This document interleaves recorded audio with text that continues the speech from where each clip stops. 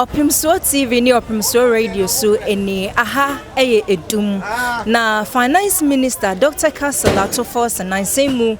na wo the media budget review ebetu dwa say ye wo goods bi wo market a yatetete enoma ebo so de abafom sene enkane ne bo ni sitie no ene yateso abafom pa na goods na wo ka ho asem no ebi eye rice oil afi sugar flour cement ni nneoma bi ekeke ka ho enu ntini Opemsuo TV ene yaba edwuma ye ba behwe se enneoma Finance Minister ka se yatebo no so no no kra yatebo no so aba se ne sitie na ana ye ni edwadifo yi eba betwetwe nkomo afa ho midin ene maame ajua ison medamasi Eba show ye ma haba Opemsuo TV so ye nyane tie se Finance Minister original budget and media budget review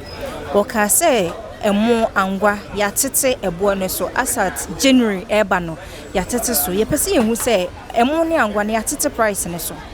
and there no cre se free January eba ni de ba bi agina no ho abegina 520 by first no so na 750 enti ya no cre by abegina 520 and we agina ho no be 4 months ni enti ya no de okane sa na ya mpa ye mo anasa e fa ne se emo anwa na sadi na tomatoes no kra ne tomatoes no kra ba bia na price no ya tete so 22 cedis bi ne ade free so amana be ye okay sa by free on the difference bi ama ye 2 and cost asat say free January basa Debbie meka say free bia be match mu eba enye January Inti se ani de ye betimi aka ne say ye nhye dante so hu te se de o Debbie yes fire ye nyama ye to consumables no de ye nte so gedigidi sa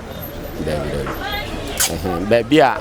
na first anwa no na ye 750 since ya na ba begina 520 as set enemy no ka say 520 Inti fansa angwa yenim say per liter inti liter no range from 25 liters and I met me aka ho ansem yeah 25 liters no na ye 750 but me no ka say 520 ene mo no see kilogram 25 liters ya no ya wo de hyemu 5 no first na wo high de na me fan say me de mani bu abna rice ekọ na nam for something no say no ye 335 but show you that so be odin no company me wo JK Adum group of companies me din atariafe JK Adum Finance Minister yes say yatete prices of rice na afi oil na ye pese ye hu say e ne kwese yate so na ye pese ye hu price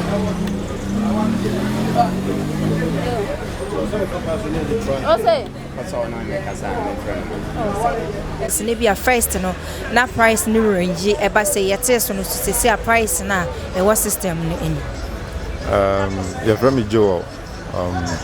no Adum na senior minister kan no and there no credit prices in the abafom as at fan say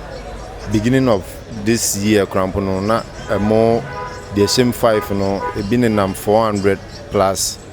most ababe 300 280 e be kra 240 ni ade enti no price in the make us abafom and anwan so the anwan kra the abafom kra yeah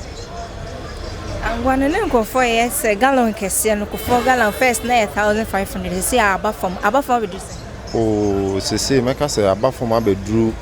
510 5.1 yeah nteni abafom pa show you das me so me das yatete enwoma so ye pese ye hu say enukre say yatete enwoma bonso yo minua ba ya enukre das so ma konya se me nkasa enema na de eda baabia ase atete so yente hwe so apart from emo na wono agi sensuo ankure mienu ne betima ano kwa no mate so eno kwa no aponche kura woni fi se nye awo eno kwa na mo se yate so and flight to 580 yente so this way near turn 12 million and 13 and 16 million 17 million me am see makoto bia mo be boka 6 million difference for this way because almost near man yente near maso it near man de mo ka se ate near maso a na mo boa bibia no e che say yatete near maso say this way 13 million na say tima huli no akọ 16 million 17 million difference 4 million na nche say yatete near maso ade bia no wa yate so etimi nwa masema ka ne man de yente so yente bibia so emo no de awo no bondo nkomi 2.5 no 2.7 eno ne yate so they say anwa no kwere say ekọ nanim